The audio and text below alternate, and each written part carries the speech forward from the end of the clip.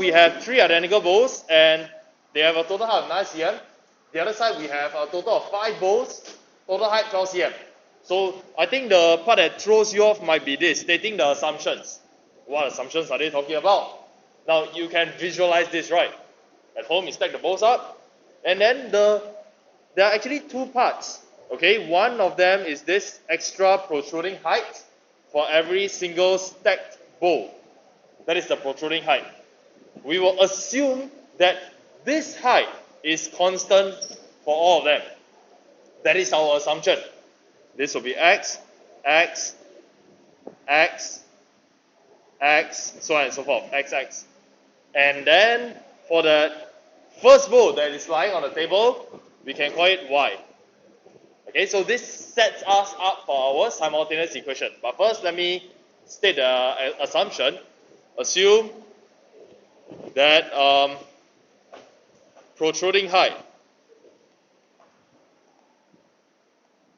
for each bowl is constant.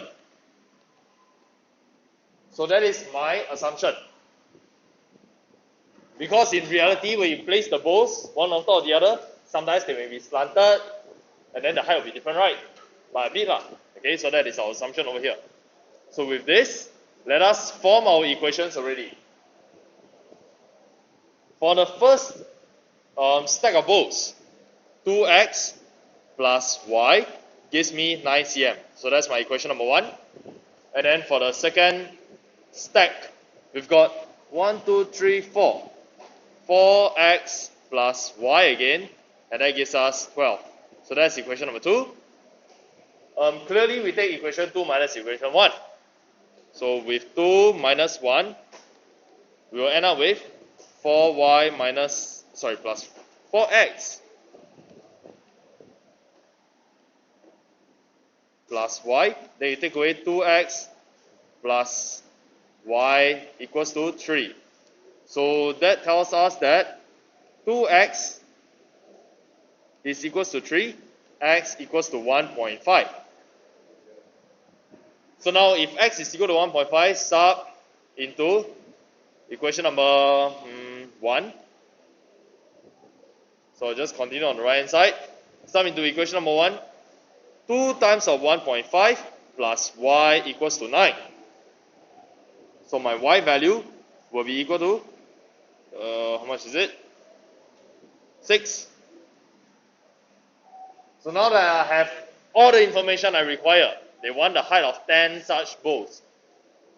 With 10 bowls,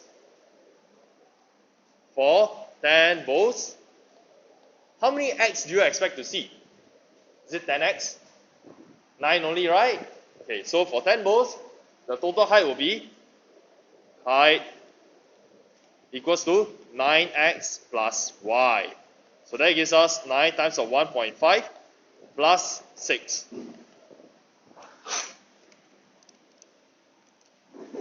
And we have 19.5, yep, right.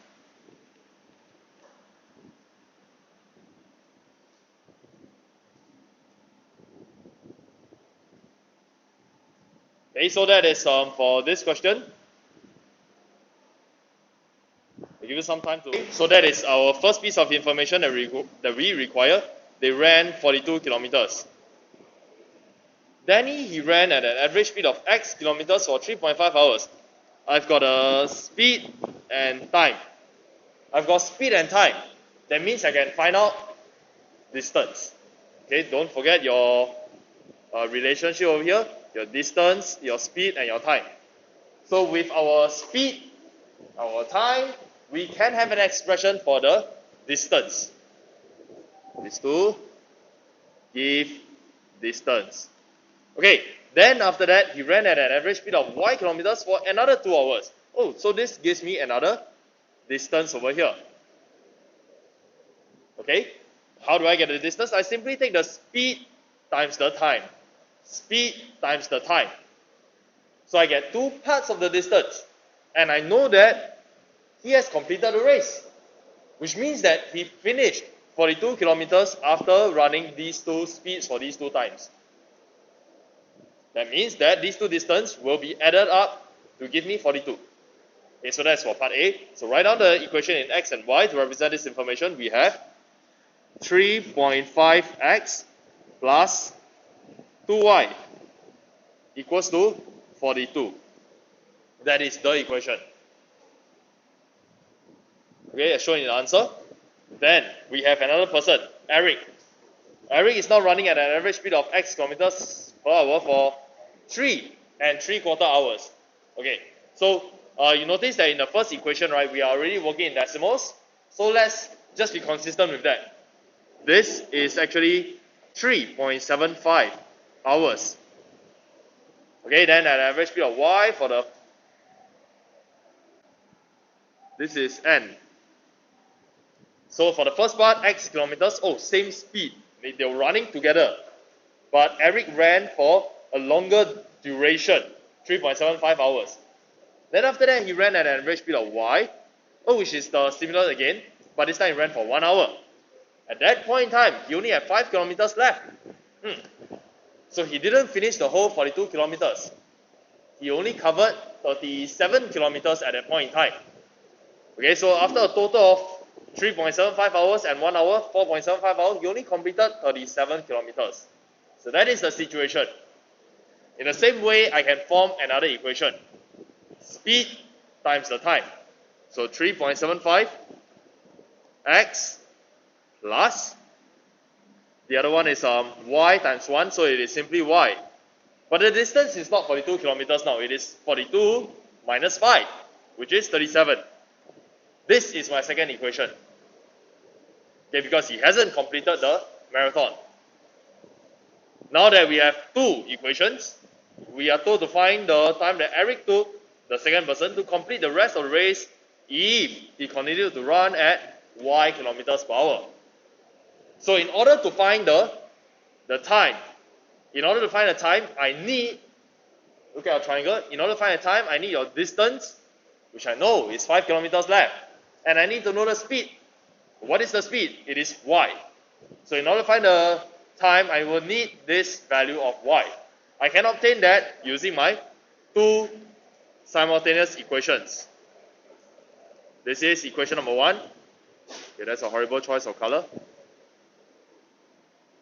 Equation number 1 and equation number 2. So same thing, go and solve for equation for x and y. Let us take equation number 1 minus equation number 2, since we are doing elimination. Oh no, we cannot eliminate yet. We need to multiply equation 2 by 2 to make sure the coefficient of y is the same. So equation 2 times 2, we get 7.5 x plus 2y equals to 74. This is equation number 3. So now we are set to start the elimination, since I got 2y in equation 1 and 2y in equation 3.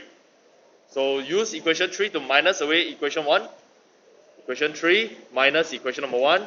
So we get 7.5x plus 2y minus, on the left hand side of equation 1, 3.5x plus 2y. So I know that my 2y will be eliminated, leaving me with 74 minus 42.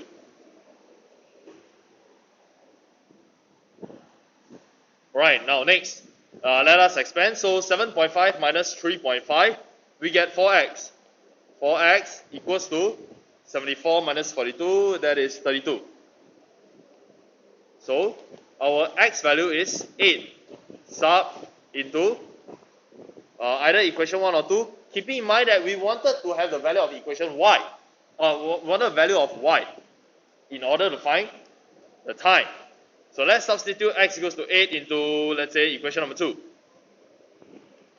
So 3.75 of x plus y is 37.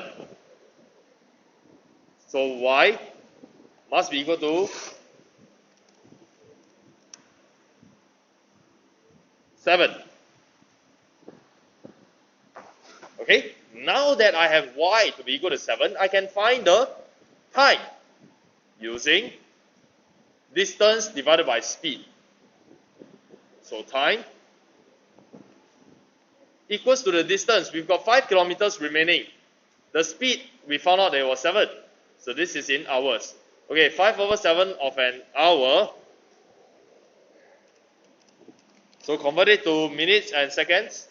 We have 42 minutes and 51 seconds. With exercise 16 now. So most of you chose X to be number of regular cups and Y to be number of large cups. And then you spend quite some time writing.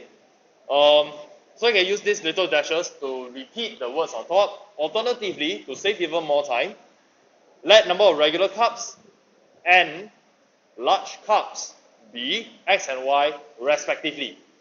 Okay, so that'll be even shorter. Use the word respectively.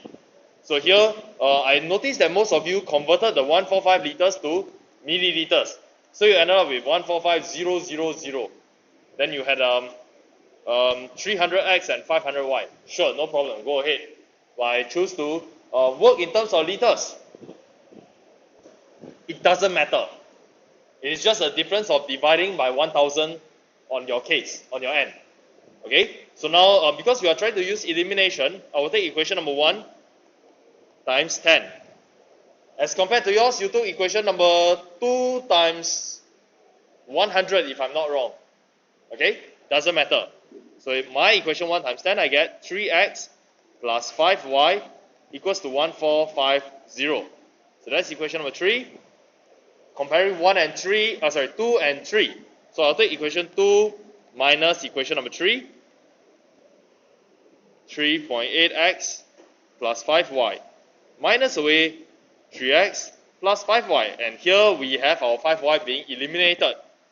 So that gives me 1570 minus 1450. Okay. Remove the bracket, remove the common 5y, we are left with 0.8x. Is equal to 120. Meaning x equals to 120 divided by 0.8. So that's 150. Okay, so our regular cups is 150. Okay, correct answer. And then of course you substitute. Sub into whatever you like. And then you finish it up yourself. And then you will find that y is equals to 200.